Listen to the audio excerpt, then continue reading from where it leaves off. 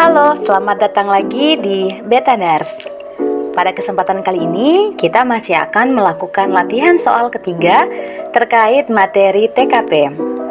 Kalau pada video-video sebelumnya, kita sudah bahas materi dan juga soal latihan lengkap tentang tes karakteristik pribadi, baik tentang pelayanan publik, jejaring kerja, sosial budaya, teknologi informasi dan komunikasi, profesionalisme, dan anti-radikalisme. Untuk link dari tiap materi ada di kolom deskripsi, teman-teman nanti bisa cek.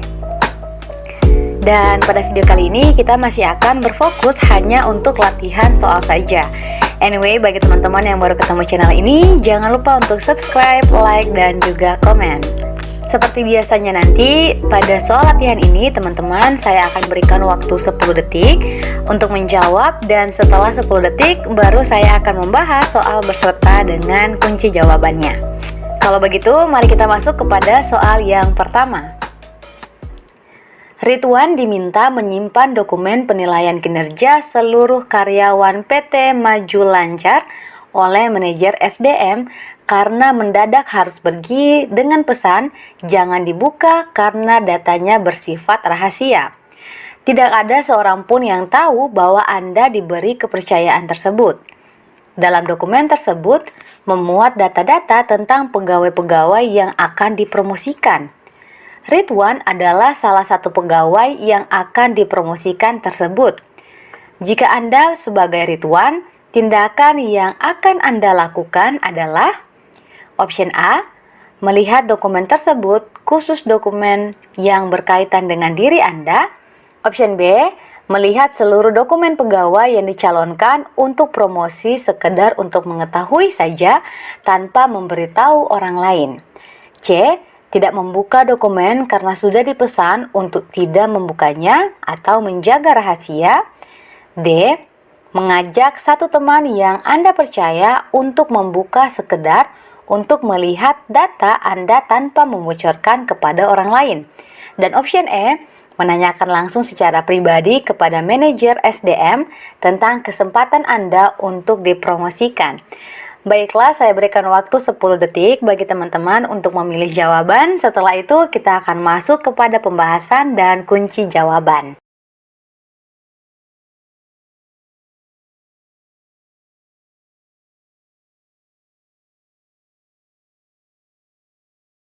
Oke, jika teman-teman sudah memilih jawaban, mari kita masuk dalam pembahasan nomor 1. Dari soal ini kita bisa mendapatkan gambaran bahwa Ridwan diberikan kepercayaan untuk menyimpan dokumen penilaian kerja yang bersifat rahasia.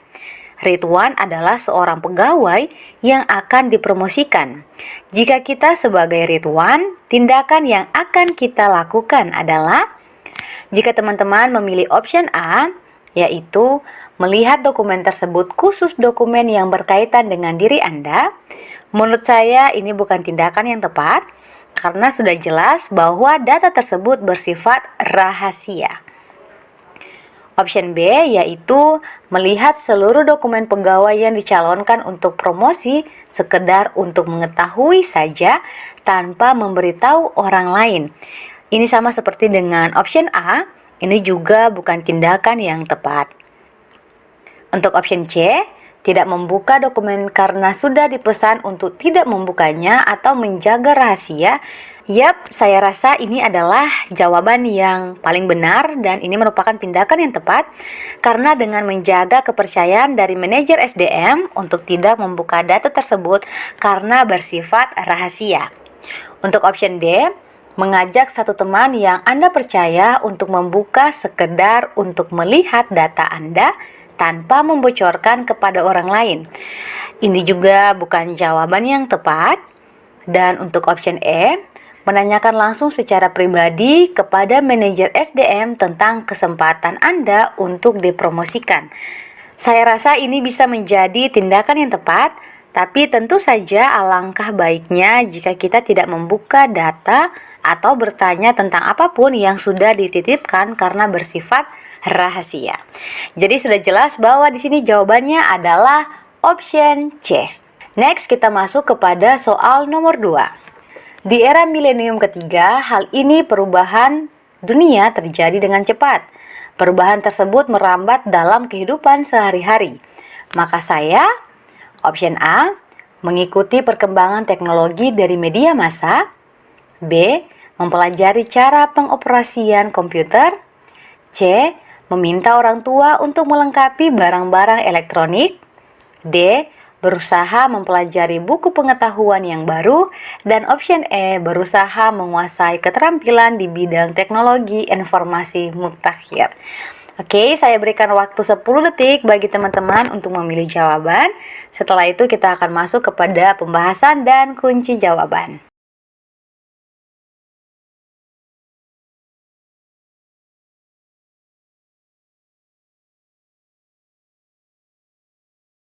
Oke, kalau teman-teman sudah memilih jawaban, mari kita masuk kepada pembahasan. Dari soal ini kita mendapatkan gambaran bahwa di era milenium banyak perubahan yang terjadi begitu cepat dalam kehidupan sehari-hari.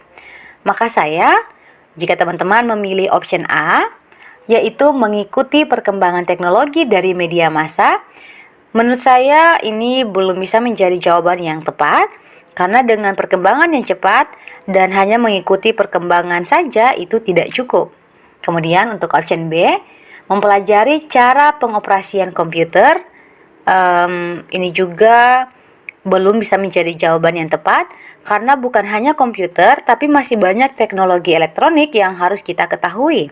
Untuk option C, meminta orang tua untuk melengkapi barang-barang elektronik, ini tentu saja bukan jadi sikap yang baik. Untuk option D, berusaha mempelajari buku pengetahuan yang baru. Menurut saya, dengan berkembangnya pengetahuan dan hanya mempelajari dari buku itu tidaklah cukup. Dan untuk option E, berusaha menguasai keterampilan di bidang teknologi informasi mutakhir. Yap, saya rasa ini adalah jawaban yang tepat karena di sini bidang teknologi informasi yang mutakhir adalah bidang yang paling cepat untuk berkembang dan kita dituntut untuk tidak gaptek dengan semua teknologi yang ada. Jadi sudah jelas bahwa dari soal nomor 2 ini jawaban yang paling tepat adalah option E. Next, kita masuk kepada soal nomor 3. Saat Anda berangkat ke kantor, tiba-tiba turun hujan.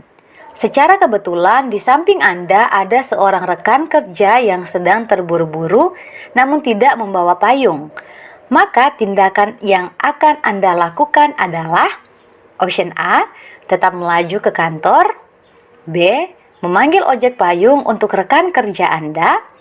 C, menawarkan payung untuk digunakan bersama. D, memohon maaf karena tidak bisa memberi tumpangan. Dan option E, menemaninya berteduh. Baiklah, saya berikan waktu 10 detik bagi teman-teman untuk memilih jawaban dan kita akan masuk kepada pembahasan serta kunci jawabannya.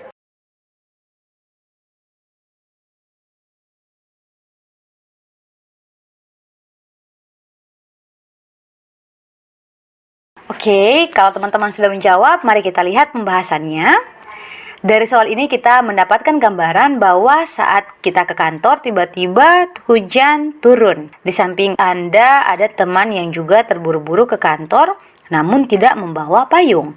Maka tindakan Anda adalah, jika teman-teman memilih option A, tetap melaju ke kantor, menurut saya ini bukan tindakan yang baik karena kita tidak bisa meninggalkan teman kita begitu saja karena di soal dikatakan dia sedang terburu-buru.